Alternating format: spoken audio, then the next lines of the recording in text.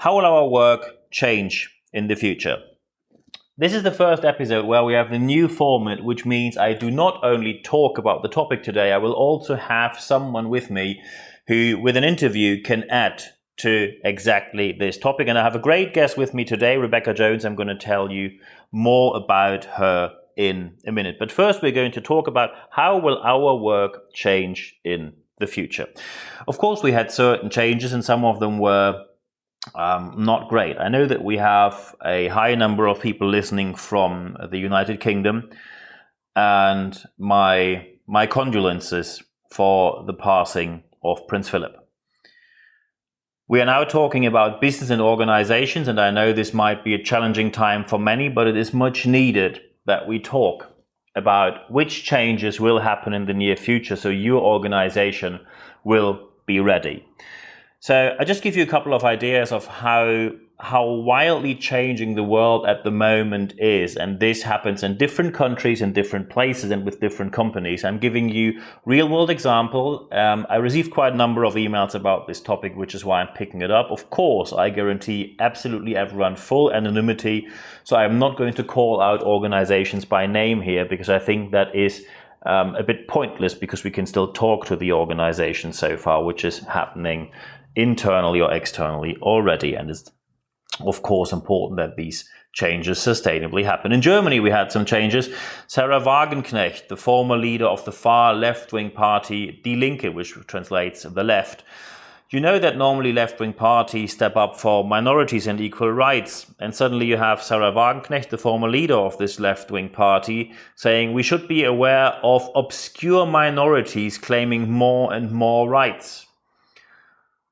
That doesn't sound a bit obscure, that just sounds wildly unacceptable, and suddenly you wonder if this theory, maybe you heard about the horseshoe theory and it's still debated, is there a common ground of the far left wing and the far right wing people? I'm not going to have this discussion here today, but you see that suddenly even the political landscape so wildly changes. Maybe you remember when you are a listener from the UK, that even parties who normally are in for a pro-economy, low-tax regime, so for example, Rishi Sunak from the Conservative Party in the UK, very pro-economy, former investment banker, is a multi-millionaire by himself, which by the way is nothing you should hold against someone. It's always about the behavior of someone. No one is evil just because they are wealthy by definition. So when you look at his politics, and he suggested that we need to raise taxes after the pandemic, that surprised many. So we have a far left-wing movement in Germany which suddenly talks about obscure minorities claiming equal rights, and we have a right-winged chancellor to the exchequer. To our other international listeners, this is the equivalent to the financial secretary in whichever country you are now listening. These people now suddenly claim that we need to raise taxes. The same happened in the United States. Joe Biden said for a better infrastructure, he will raise the corporate tax rate from 21 to 28%. And in the UK, very high tax hikes are coming as well, because it seems to be the only way, or the only concept they have so far, to raise corporate taxation. And we have other changes, which, and there are good changes in Berlin. The Berlin Recycling Volleyball Team, that's their name, because their sponsor has a recycling background. Benjamin Patch is the first queer and out professional player in Germany in a professional sports league. 26 years of age, an immigrant from the United States. He grew up in Salt Lake City in Utah amongst Mormons, broke with his religion, left the country.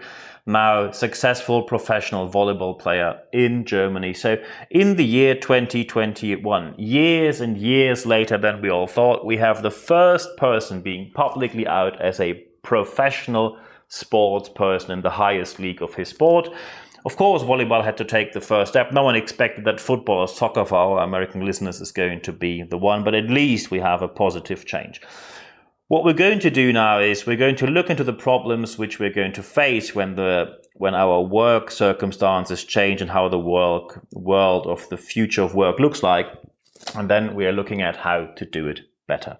So one of the main problems first is that when you talk about change, many people want to have change, but at the same time, change is not lived by absolutely anyone. And I'm going to give you an example of one organization. They decided to have electric cars because They wanted to be more sustainable in the future. And then the senior members of the board said they don't want to have electric cars. They want to have petrol-fueled cars. So the whole company purchased electric cars for everyone except the people on board level. They still have cars fueled by petrol.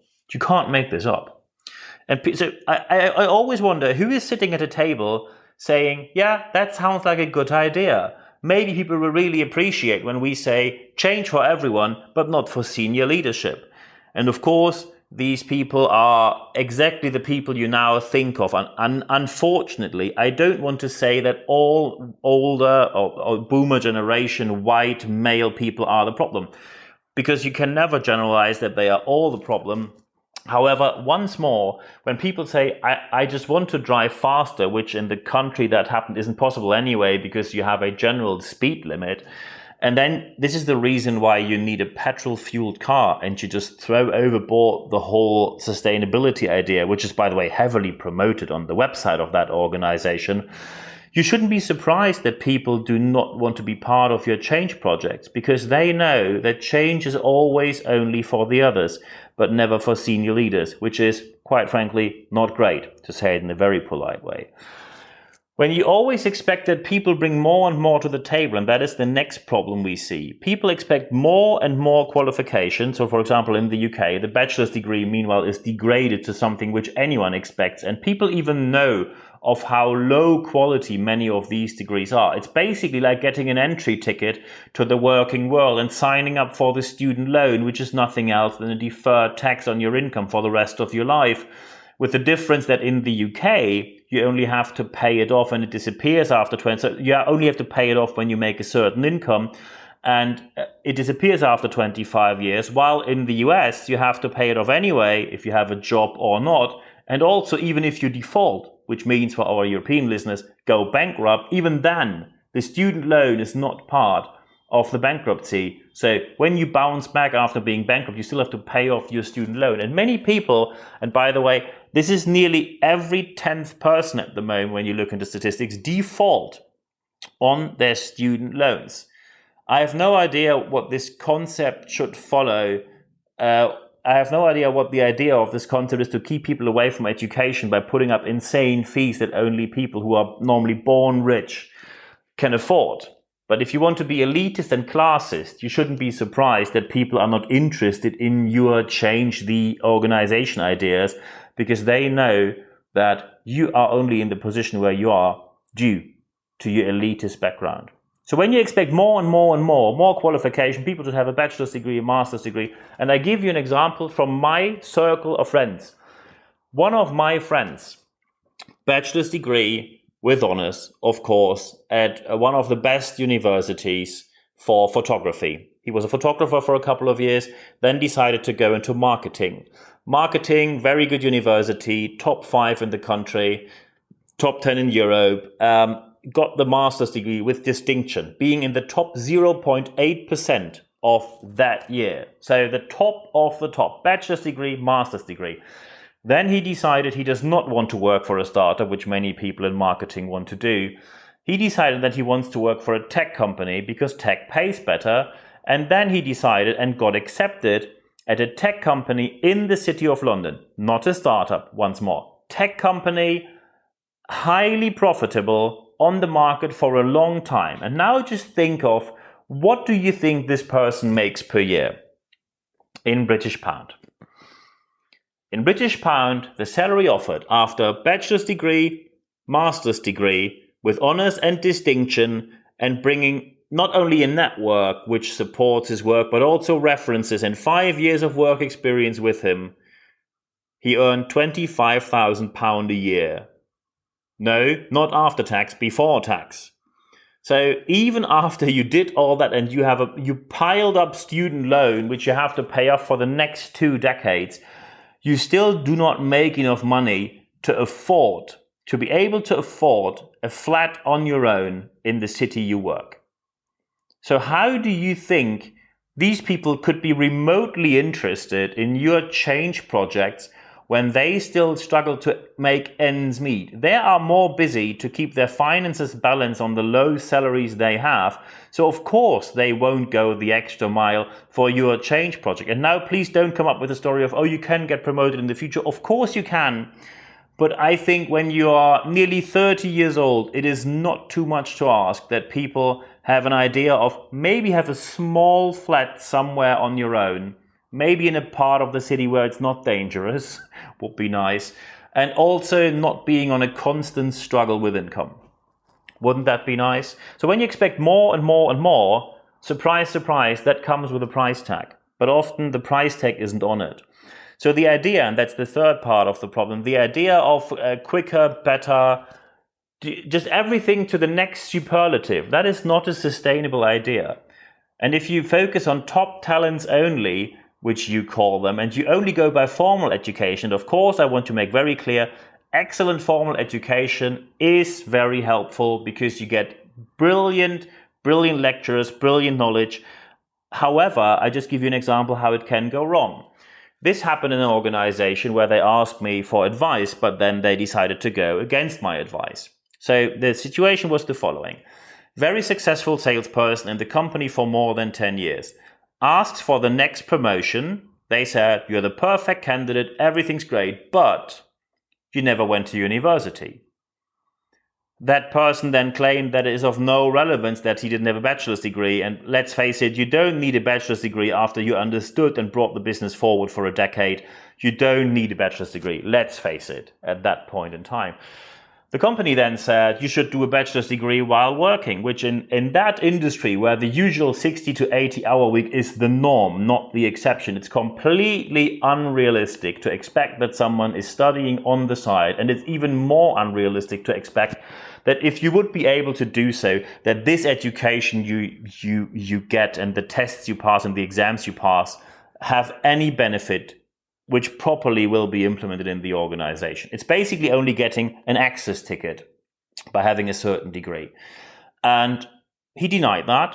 And then they said, we can't promote you. And what happened was he just applied with their best competitor. Their best competitor gave him the promotion immediately when he started the job. He also got a higher salary and a higher bonus and immediately started selling to the companies he sold to before from the other company. So you harmed your business twice minimum, because of course, besides losing great talent, besides now losing clients, of course, the whole work culture suddenly, of course, flipped because people said it's only about formal paperwork here. And of course, and I want to stress it again, formal education is very helpful. You see, when you go on my LinkedIn profile, I go to very well-known universities for my professional and personal education because they offer excellent knowledge. Some of these courses are very stressful, very challenging. At the moment, I'm doing a course at the MIT where I can tell you, sometimes I'm sitting here swearing left, right, and center about the tasks. But I know that it's needed and that's excellent education. However, my experience plus the education is what really counts. And when you have a salesperson, what really counts is the person able to do the job properly and sell the product sustainably, which means it must be a legal and legitimate sale and sustainable in the future so you get repeat business. Formal education there, if you then say formal education gives you the best people, look at every far right-winged organization. The new Nazi party, the Björn Höcke AfD Nazi party in Germany, when you look at their leaders, Professor Meuthen, from a very prestigious former professor, of course he still has the title, Professor Meuthen, professor title from a good university, Dr. Alice Weidel, PhD, Dr. Alexander Gauland, these people are proper far right-wing Nazi accepting and following and promoting and propagandizing people, and they have excellent education. So you see, you cannot generalize that excellent education gives you the better people. So what you really need to focus on is, who do you really need? And that is the question which we now have to look at how to do it better. Of course, this can be accompanied by either coaching or training sessions, seminars, workshops. You can have speakers at your events who give you an impulse or an idea. You can have consultants. mentoring projects, project interim managers who can just consult your organization. I'm happy to talk with you about that. Very happy to do so. But now let's focus on how to do it better. And we have a couple of more aspects. We have 5 aspects today, how to do it better. Aspect number 1, focus on who do you really need. When you say you want the best international top talents, where you say best education, international mindset, you have to offer a great international career. And believe me, when you say, oh, sorry, all the senior leadership positions are occupied and we don't have more positions, people will leave. I just spoke to an engineering office, a very well-known engineering firm in Germany now switched from always recruiting people from the most prestigious universities because they realized these people stay between 2 to 3 years, when you're lucky 5 years, and then they go somewhere else because they see that most of the business this very well-known engineering firm does is in the German-speaking world. And many of these international top talents want to travel the world, want to have projects in 4, 5, 6 different languages, which they cannot offer. So they are now focusing on people who are strongly rooted and connected in the region and have great education. Or if they don't have the formal qualification, they offer training and qualification programs on the vocational training side. So you see, focus on first. The first big change in the working world will be you have to focus on who do you really need. Aspect number 2, quality always comes with a price tag. And I give you a very bad example now of how it should not look like. One organization put up a job ad, and the job ad said, and I quote word by word, I'm not going to tell you the organization, I'm not going to tell you the industry, because you would immediately know which company that is.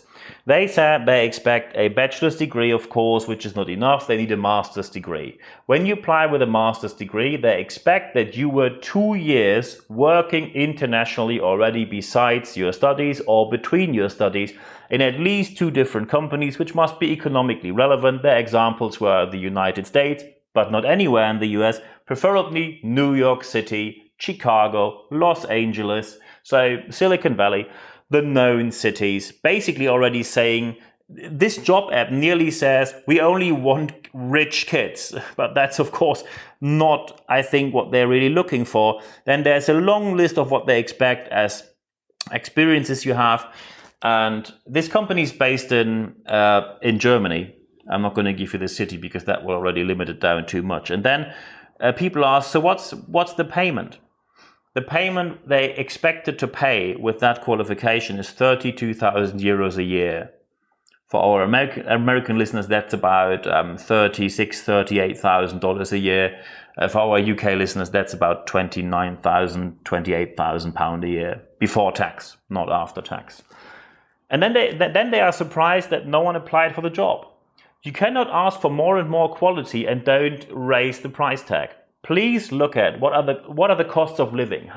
What is the standard of living that people expect to have? And I don't mean people who feel entitled, people who just claim to have a normal life. Expecting more means to pay more. The same applies if you get internal people hired and employed or if you get external people. If you only wave around with some pocket money to get an external trainer or consultant, you of course only get someone who read a Wikipedia article and stole their content from a couple of books and is talking out of pure theory with zero experience in the real world.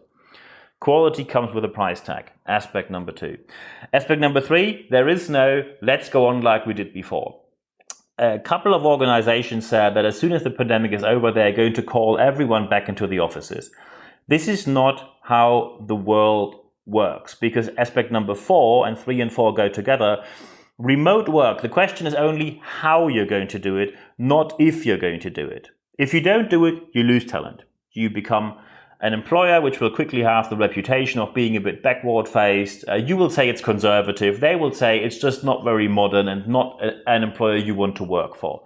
When you look at successful organizations, they already, right now, although we are not at the end of the pandemic at the moment, they already came to the conclusion and said, at the moment we think it will be a solution, either 3 days in the office, 2 days at home, or vice versa, that you say 3 days at home, 2 days in the office. Some people said they volunteer, they want to come back to the office, they want to have the clear separation between private and work life.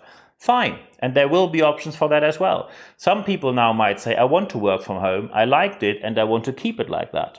And the question is, how do you deal with it? And it's quite sad that as soon as I mention money, suddenly people listen. When I tell you, you can hire someone from an infrastructure point of view, not strong region, but where still great people live and they do the work in the same quality, and because costs of living are so much lower, they might work for 1/5 or 1/3 less of income. So 1/3 less costs. Suddenly they are all very fascinated about remote work. So be sure that when you focus on remote work, do it ethically. If you're only looking for another lower price tag, people will immediately find out what you do. And also, people of course know that when you say, oh, we want to just give a bit support to regions which are a bit struggling, we want to have an international mindset, people know when you either expand, and people will also know when you're only looking for a cheaper solution. There's always someone who does it cheaper, and often they do not do it better. So be aware that you properly check if the work can be done correctly. And also, there's a certain piece in your organization, and this piece is in danger as soon as you put people towards each other and they know there's someone who does my job for way less money. And then people inside your organization will start to work against each other. And that is something where you have to be very much aware of. However, still remote work, very clear focus. The question is, how do you want to do this? Not if you want to do it. And aspect number 5 is when you put that in place. So for example, you offer remote work, which means you give more access to your organizations, which mean more diversity in your organization. There is more justice as well, because there's more access, more equality in your organization. This will attract talent, because many people say that when it comes to projects, career, how to deal with each other and leadership, they simply want an organization which is open-minded. And please don't go down the route of, oh, young people all feel entitled. That is not true. When you say sometimes work is not fun and you have to know that, anyone knows that. Young people know that as well. Young people know that there are certain tasks which are not fun because they are simply tasks we do not like. This is often a very personal preference. So for example, when I have to file my travel expenses, I still have the opinion that you can never do it right in the first try. I always do something wrong, get it back, and then I have to do it again. And I hate to get all these coupons together. At the moment, that's a big plus of the pandemic. I don't want to say that the pandemic is good in any way, but no travel means no travel reports, no travel expenses, which is great because I don't have the burden of doing these reports at the moment. Of course, I hope that the pandemic is over as soon as possible and that we can reopen the economies and countries as soon as it's sensibly possible. However, there's a big difference between work is not always fun and the fact that you accept that young people or anyone in your organization accepts deliberate misbehavior from senior leadership. When you have someone who simply misbehaves, you cannot let these people get away with, oh, they are older or they are from a different generation or they have a different opinion on this. Misbehavior and disrespectful behavior, or even crossing boundaries which should not be crossed and cannot be crossed by no means. No one has to accept that. And future generations do not accept that. Just look out there which discussions we are now leading. And when you want to be the dinosaur, you will go the way of the dinosaur, which means you're going to die out. So, taken together, when you want to do it better, aspect number 1, look at who you really need and focus on the right people. Don't only stick to formal qualifications, but to the right people, and think of developing your own people, which is often the better choice. And when you have external people, take qualified people. Second, quality always comes with a price tag. You expect more, you pay more. Third, there is we keep on doing like we did before. When you keep on going after the pandemic like we worked before, your organization will fail, because aspect number 4, remote work, the question is how you want to do it, not if you want to do it. And aspect number 5, if you open up your organization to a more modern approach of giving projects to people, career, how to deal with each other and leadership, you have more diversity and you have more justice in your organization, which makes you a better organization, a better employer, and a more successful organization as well. And now I wish you all the best putting these steps into your organization. However, the podcast does not end here, because as you know, we have the new format where we now have someone who helps you with exactly that. So of course, We are now looking into how to work better together. And we have someone with us, Rebecca Jones, who is going to talk about how we can work together better. And we are now getting right into the interview. And of course, you expect that I say something like, thank you very much for your time, which I will say right here, but stay tuned because the interview starts right now. We all work in teams, don't we? But sometimes you work in a team and it is not as productive as it think the team should be. The question is, how can that happen? And especially the even more important question is, what can you do about it? I'm very happy to have an expert here today, the chairman of the Professional Speaking Association of the United Kingdom and Ireland, an expert in exactly that area. Hello and welcome, Rebecca Jones. Oh, hello, Niels. Thank you so much for having me on your podcast. Thank you very much for taking the time, and I'm getting straight into the topic. You talk about stretchy thinking. That is a term which I haven't heard before. That's what got me interested in what you do. Could you tell our listeners, what is stretchy thinking and how does it help my team? Okay, well, stretchy thinking is a term I've put together myself, and it takes the three areas that I'm particularly interested in. So I'm particularly interested in enterprise and innovation and also mindset. And what I wanted to do was take the enterprise, innovation and mindset work that I do and combine the three. And so that's what stretchy thinking is. It just combines the three elements, really.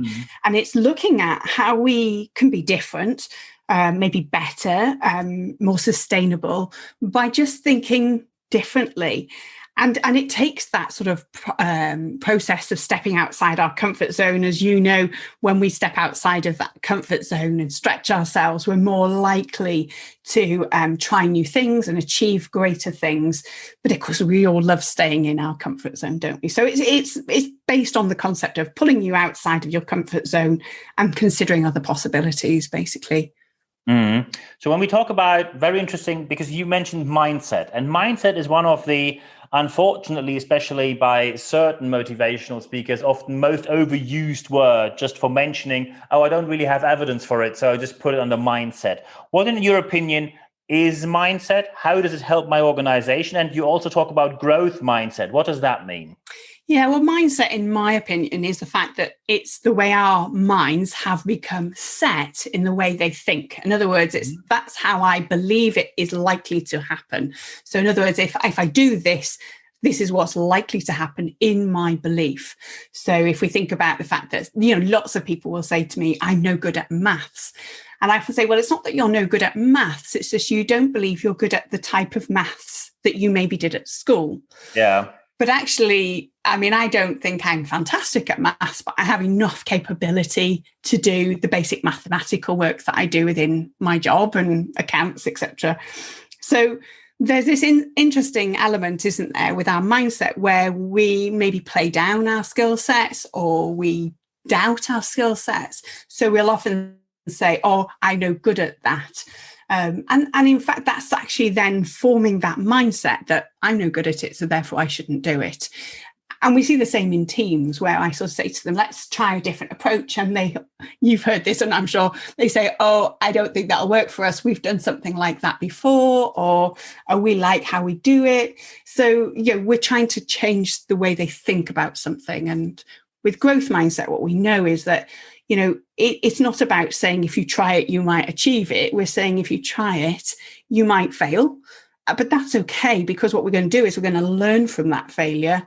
And in doing that, we're going to learn more and we're going to try again. And potentially you might achieve, potentially you might not. So we're not saying that you definitely will. We're just saying, let's step outside of our comfort zone of saying, I can't do it, so therefore I won't do it. And instead say, I will try it. I'll give it a go. So that's the mindset, in my view. It's that trying to give things a go. That's what we're trying to do with growth mindset. Excellent. You now said we learn from something when we fail. And now we face one of these issues we often have in organizations. So people say, yes, we need a learning culture. We need a culture where failure is part of the learning process. But, and then comes the big problem. They say, we all agree here on the technical level. We all agree here on the operational level. But the board level and senior management says mistakes are too expensive. We have to serve the client. There must be a first try and it works mentality in this organization. How should we overcome? How can we overcome these issues that often from the senior leadership and management area, they always talk about failure as part of the plan. But let's face it, when it comes to the daily business, they don't walk the talk. No, and the reality is when I work with my corporate clients, we have to lessen the risk element of failure. So we have to agree that we are going to fail. I've got a really interesting story. It's going along the one side here. But anyway, when I worked with a large corporate client, they'd recruited in high-flying graduates from universities. And when I tried to get them to do this work on enterprise within the organization, those high-flying graduates were the ones that least liked the concept. And I couldn't understand it. And I started working with them. And then I realized they've never failed before. Mm-hmm. They've been high flyers at school. They've been high flyers at university. They didn't know what failure would feel like. Yeah. And so they were avoiding it. Whereas I was saying to them, failure is okay as long as we do it within a safe way. In other words, we can't lose loads of money over this, or we can't push it out to every client and then have to withdraw the idea. So we have to do things in safe ways. So often what we'll do is we'll do enterprise projects where we're trying things out in-house. Then we might try them with some safe clients before we push them out. So yes, there might be failure along the way, but it's an acceptable amount of failure, if that makes sense. Because what I don't ever want is for people to cover up failure. Because when we say we don't allow failure here, what happens is people will cover it up. Because Absolutely. We will have failure. Yeah, of course. Yeah.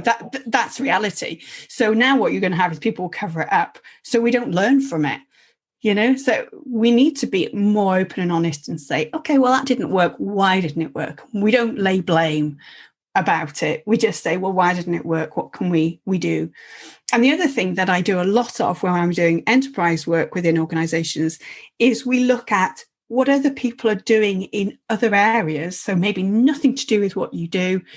And is there anything we can do to take that information in and alter it to suit our client groups? So in other words, if you look at how a bank does something, can you take that and put it into your management consultancy company, for example? Mm-hmm. So there's lots of things we can do. And then by doing it that way, you're lessening the risk. So it's maybe not the most innovative way, but when it's working with clients that are really worried about risk, that is the best way of doing it, really. When we talk about leadership in that area, do you think that, because let's face it, when we have a board, you might have some members on the board who are very open to a new approach, who are very innovative, who are very much aware that failure will be part of the plan, because we don't have an option to not making it part of the plan. If we want innovation, failure is part of that. You might have, I don't want to say more conservative or closed-minded members, but some people who especially are in these organizations for a very long time might not be very open to the idea. Do you think that any senior management person can be convinced by facts and logic, or do you think that sometimes organizations need to replace senior managers to make it happen, that they become better with productivity and innovation? I know it's a tough question. No, it was a really interesting question. I quite liked it. The idea that we could just get rid of them. I suppose in reality, we usually can't get rid of them. Can we win them around?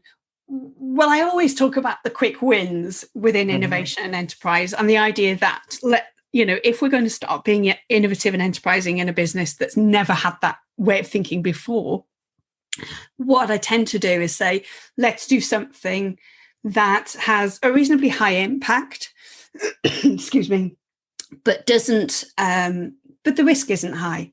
Mm-hmm. So we will do that so that they can see for themselves, maybe it's a good idea.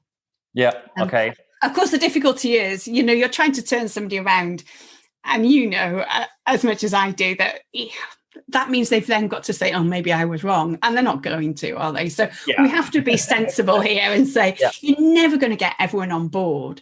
But I think, I often talk about how we give that sort of business case for what we're doing as a project.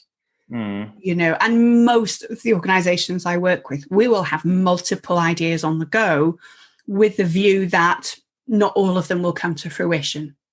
So you'll have multiple enterprising teams working on projects with the idea that maybe one or two of them will come to fruition. The others we will have just learned from along the way. Excellent. So that's how we tend to do it, so that people don't get so anxious about it, if you like. But yeah, I mean, the reality is, on the whole, if a client has asked me to work with their teams to be more enterprising and innovative, we don't have huge barriers on the board because they've already overcome them, if you see what I mean. Yeah, absolutely. So when now some people listen to this podcast, to round this interview up, when people now listen to this and think, I think we need to do something, my organization has to change in a way that stretchy thinking, growth mindset, innovation, we really need to apply these principles. What are your top 3 tips when people don't know where to start this year? People think, I need to start somewhere, but I don't know where. What are your top 3 tips? Oh, that's interesting. Well, first of all enterprise and innovation must come from a point of, what do our customers really need? So there's no point being enterprise and innovative just for the sake of it. It's got to be because that's what our customers actually need. And the second thing is to really review and reflect on what skills you've got within your organization already, to utilize those better. Because often when I speak to people, their staff have got skills that they're just not using. And when we realize what they can do, we're able to be more innovative because we've actually already got those skill sets in there. And the third one is definitely to bring people together from different elements of the organization. Because when I pull people together from very, very different parts of the organization, they come at it from completely different viewpoints and mindsets.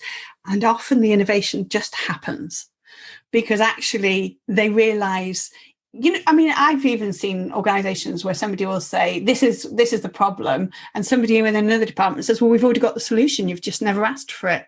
And it was as simple as that. So yeah, get people together. So definitely very important that we get people together to share ideas and thoughts, because that's where innovation comes from. Excellent. These are great tips. Of course, I'm going to put your contact details in the show notes of this podcast so people can get in touch with you directly anytime when they want to discuss everything any further. At the end of this podcast, there's only one thing for me left to say. Rebecca, thank you very much for your time. You're welcome.